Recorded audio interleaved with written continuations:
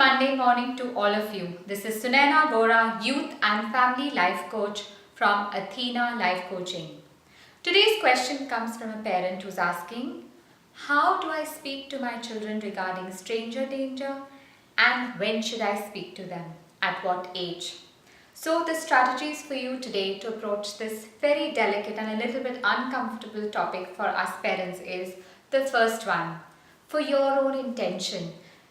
Just like you teach your children regarding seatbelt safety, regarding crossing the road, this is another subject that we need to teach our children, not to develop or instill fear in them, but to empower them so that in case such an incident does happen, they are in charge and they know what to do.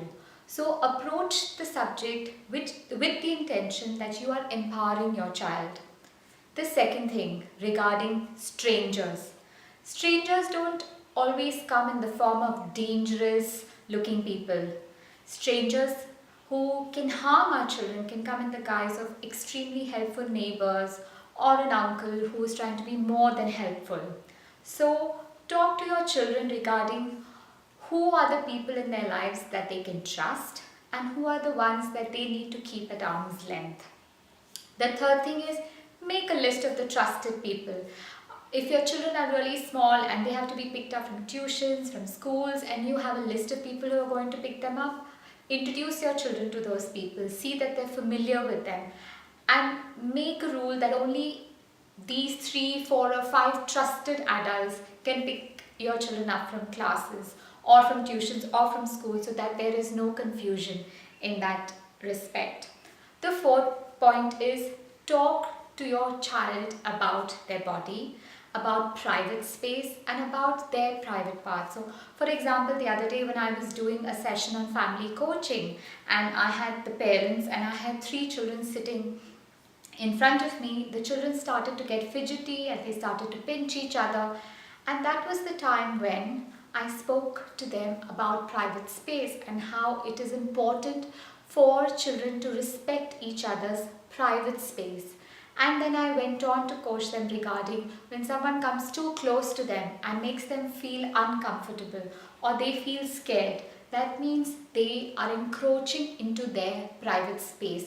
So as a parent, it's very important for you to pick a moment when you can talk about the subject, even when you go to a mall or to a really crowded place and people are walking too close together. You could maybe at that point talk to children starting with the subject of private space. And the fifth point then is to teach your children what to do when they feel someone's encroaching on their private space, touching them inappropriately. Talk to your children about their body and their private parts and have a list of instructions. So when these 3 children were sitting, I said, come on, let's practice now. How would you say, no, don't do that? So I made them practice saying to each other, please can you stop doing that? I don't like that. And I'm going to call my mom if you're going to continue to do this. And of course I was explaining it to them because they were siblings, but I also went on to extend that coaching to say if someone outside your family does that, you need to take these steps. And in tougher situations, you need to explain to your child that your child can run to a person in a uniform or to a security guard in a mall, for example, or any place if it's in school to a teacher where they feel that their private space has been encroached upon. So have a set of instructions, do role playing with them and get them to practice how to say no.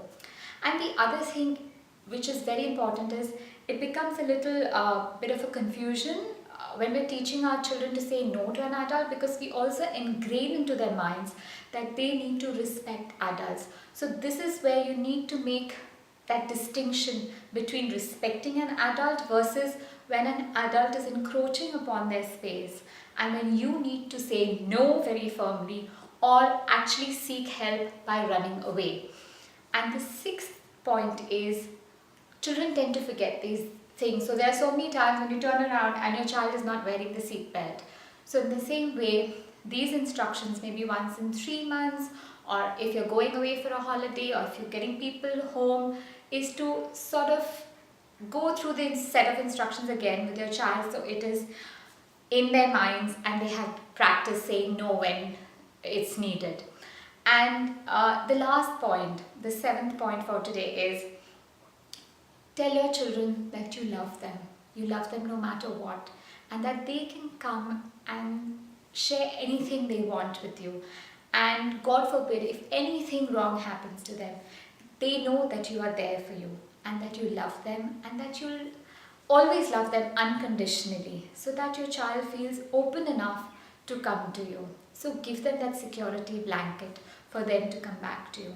So I hope that helps you to broach this delicate subject with your children and makes you feel a little more confident when you go in with this approach. So to quickly run through about how you can speak to your children regarding stranger danger and how to empower them. The first point, to empower them by teaching them certain strategies so that they know what to do in that situation. The second thing is telling them about what strangers can be, and it's not necessarily a dangerous looking person. It could be your extra helpful neighbor. The third thing is make a list of the trusted adults who come to pick them up or drop them off for school. The fourth point is talk to them about their body, about their private space, about their private parts, and that nobody is allowed to touch them in an inappropriate or in a manner that makes them uncomfortable. The fifth thing is teach your child how to say no. So role play with them so they can say it to the person, I'm sorry, I don't like this. Can you please stop doing this? I'll go and tell my mom, or I'm going to run for help and get someone. The sixth thing is repeat the instructions. And the seventh thing is assure them that you love them no matter what. So I look forward to getting feedback from you. And as a takeaway from today's video blog, as an action point, I'd like you to actually role play with your child and put in 3 steps so that they know how to say no. And email me back with what you're using so that I can share it with other parents also and what works for you. Thanks for all that feedback. I look forward to connecting with you again. My email for any further queries or for any coaching that you or your children might require in the parental space is sunaina@gmail.com, or you could call me, Dubai number 9715613999033. Look forward to catching you. Bye.